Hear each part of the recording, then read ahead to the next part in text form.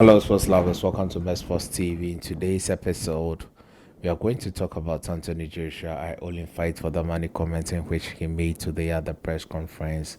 I think people are taking it out of context. Deontay Wilder has also said the same thing recently with an interview with Elizabeth Bag.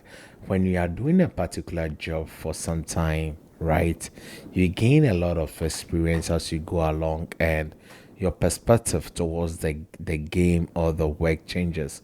Like, let's say, when you enter law school, you want to do defense, be a defense lawyer, in order to defend innocent people. But whilst you are doing the job, you begin to learn some things and attain some knowledge and realize that maybe it's not just about defending innocent people.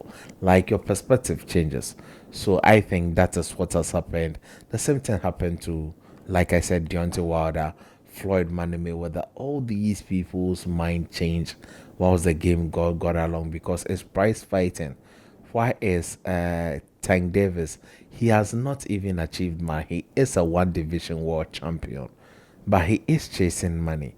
You see, at the end of the day, when you are done with your career, it is the money to take care of your bills that is important. And Anthony Joshua, as at now, has achieved enough to be inducted into the International Hall of Fame when he retires. Let's be frank, two-time unified heavyweight champion is no mean an achievement. Let's not have If we all had someone whom we know personally who has been a two-time heavyweight champion of the world, we would be so boastful and prideful about it. So Anthony Joshua has done well. You would only start comparing him to others. Deontay Wilder, Tyson Fury, could he have? Yes, those are arguments we can have any day, but let's appreciate the input he has made into the sports.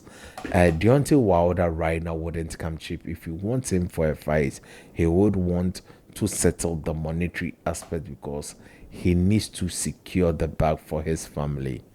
Why is it that Deontay Wilder, of all people, who says that he has enough money, he has enough investments, now is telling Al Heyman to pay him his money? He normally does that.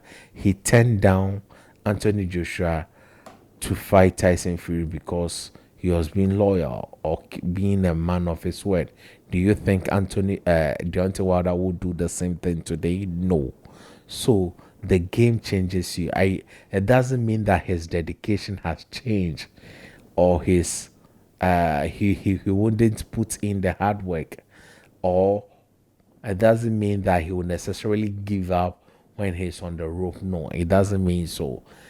Because when you are chasing even the money, you need to put in good work in order to secure a bigger bag next time. But I agree with those. If this was coming from a young fighter like Tank Davis, that he's only in the game for money, a fighter who is 33, I think now is beginning to see retirement ahead of him. I don't think Tank Davis is 28, 29 years. He is seeing retirement here. So if that statement came from a young fighter, a Ryan Garcia, that would be worrying. But from Anthony Joshua, it is not too worrying, because he foresees his retirement ahead of him. He may say he still feels young and fresh, but we all know that boxing is wear and tear. And Anthony Joshua is just telling you his reality. I think that media trained character, I think he left it a bit in this press conference. He spoke his mind a lot more clearer than he used to. Sometimes he encrypts his words without saying anything. Like, he tells you something that does not mean anything sometimes. But I think at this press conference, also, he was able to express himself to the fullest. This is the best Anthony Joshua press conference I've seen.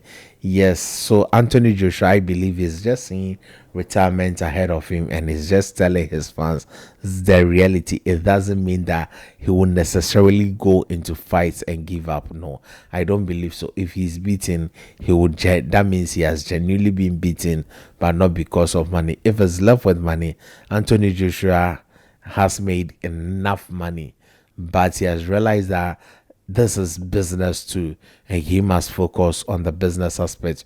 Remember, Anthony Joshua said in an interview with Gary Neville that he wants to secure the legacy. At the same time, he wants to be regarded as a good businessman.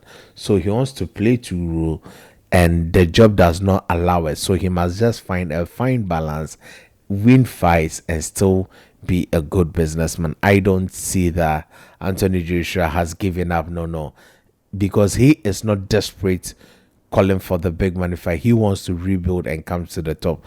That is his strategy. Unlike Dillian White, who wants to fight Anthony Joshua by fair, or I don't want to say the other one, means he wants to fight Anthony Joshua Hukoku. So I don't think Anthony Joshua is really seeking money totally without thinking about the legacy he would leave behind.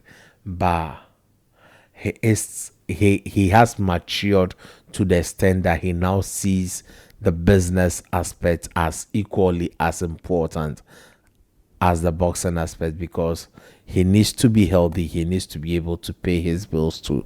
So this is my take on it. Thank you for watching. Stay positive. Au revoir. Remember, there is no limit to greatness.